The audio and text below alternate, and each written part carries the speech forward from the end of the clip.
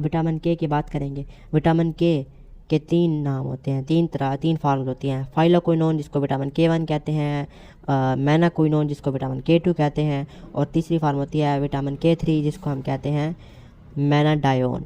ठीक है। अब विटामिन के 2 जो फार्म है ये इंटेस्टिनल बैक्टीरिया वाली फार्म होती है, इंटेस्टिनल बैक्टीरिया के अंदर प्रोड्यूस होती है। और विटामिन के 3 या मैनाडायोन जो फार्म होती है ये सिंथेटिक फार्म होती है, सप्लीमेंटेशन के थ्रू दे दी जाती है। ठीक है। अच्छा, अब विटामिन के का काम क्या है? आपने एक बार ये कहानी याद रख लें, आपको विटामिन के कभी नहीं बोलेगा। कहानी ये है कि जब भी कट लगता है तो ब्लीडिंग होती है। ब्लीडिंग को रोकने के लिए हमारे पास क्लॉटिंग का होना लाजमी है, और क्लॉटिंग के होने के लिए हमारे पास कुछ फैक्टर्स का होना लाजमी है। और उन फैक्टर्स में फैक्टर 2, 7, 9 और 10 ये इनका एक्टिवेट होना लाजमी है, इन फैक्टर का। अब इन फैक्टर्स को एक्टिवेट करने के लिए हमें इनकी कार्बोक्सिलेशन करना लाजमी है। इनकी कार्बोक्सिलेशन के लिए एक एंजाइम का होना लाजमी है जिसका नाम है गैमा ग्लूटामाइल कार्बोक्सिलेज। अच्छा, गैमा ग्लूटामाइल कार्बोक्सिलेज जब इनकी कार्बोक्सिलेशन करता है तो गैमा ग्लूटामाइल कार्बोक्सिलेज को विटामिन के का होना ज़रूरी है। अब विटामिन के करता क्या है? विटामिन के जो है वो गैमा ग्लूटामाइल कार्बोक्सिलेज एंजाइम को जब काम होता है तो उसके लिए ज़रूरी होता है, और इस दौरान विटामिन के अपनी हाइड्रोक्विनोन फार्म से एपोक्साइड फार्म में कन्वर्ट होता है। विटामिन के हाइड्रोक्विनोन फार्म से एपोक्साइड फार्म में कन्वर्ट हुआ, गैमा ग्लूटामाइल कार्बोक्सिलेज ने अपना नॉर्मल फंक्शन किया और फैक्टर 2, 7, 9 और 10 को कार्बोक्सिलेशन करवा दी। तो इस तरह जो है जब इनकी कार्बोक्सिलेशन हुई तो ये फैक्टर एक्टिवेट हो गए, और फैक्टर एक्टिवेट हुए तो क्लॉटिंग शुरू हो गई। अच्छा, अब एक ड्रग होती है, अच्छा, जो हाइड्रोक्विनोन फार्म से एपोक्साइड फार्म में कन्वर्ट होता है विटामिन के इस फंक्शन के दौरान। एपोक्साइड फार्म से दोबारा इसका हाइड्रोक्विनोन फार्म में कन्वर्ट होना विटामिन के का लाजमी है। अगर विटामिन के एपोक्साइड फार्म में ही रह जाएगा, दोबारा हाइड्रोक्विनोन फार्म में कन्वर्ट नहीं होगा, तो आगे दोबारा से ये रिएक्शन नहीं हो पाएगा।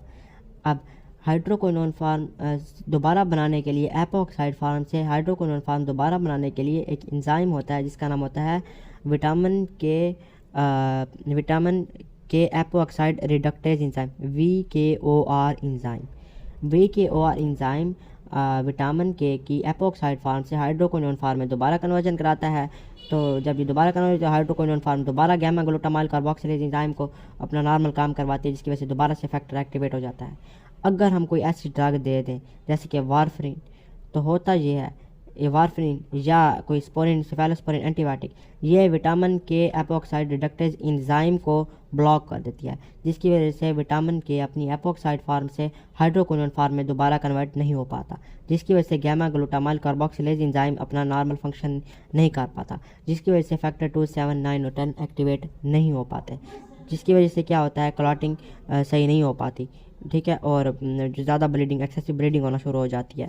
तो विटामिन के की इसके अलावा और जो ओस्टियोकैल्किन प्रोटीन है या प्रोटीन C और S हैं जो कि इन्वॉल्व होती हैं ब्लड क्लॉट के फार्मेशन को नॉर्मल रेगुलेट करने के लिए, उनकी भी गैमा कार्बोक्सिलेशन लाजमी होती है। ठीक है। अच्छा, अब विटामिन के की डेफिशिएंसी से क्या होता है?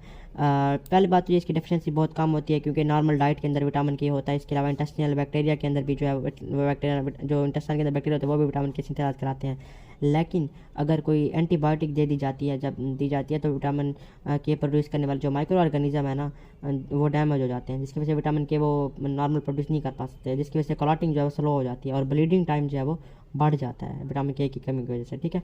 और वारफरिन जब ज़्यादा दे दी जाए ना तो विटामिन के एपोक्साइड रिडक्टेज एंजाइम क्या होता है, ये ज़्यादा ब्लॉक होना शुरू हो जाता है, जिसकी वजह से क्या होता है, विटामिन के दोबारा एपोक्साइड फार्म से हाइड्रोक्विनोन फार्म में नहीं कन्वर्ट हो पाता, जिसकी वजह से वो दोबारा फैक्टर एक्टिवेट नहीं हो पाता, जिसकी वजह से क्या होता है, दोबारा क्लॉटिंग सही नहीं हो पाती। तो वारफरिन ज़्यादा नहीं देनी चाहिए। अगर ज़्यादा दे भी दी तो इसकी ट्रीटमेंट के लिए, टॉक्सिसिटीज़ को कम करने के लिए विटामिन के दे दिया जाता है। ठीक है।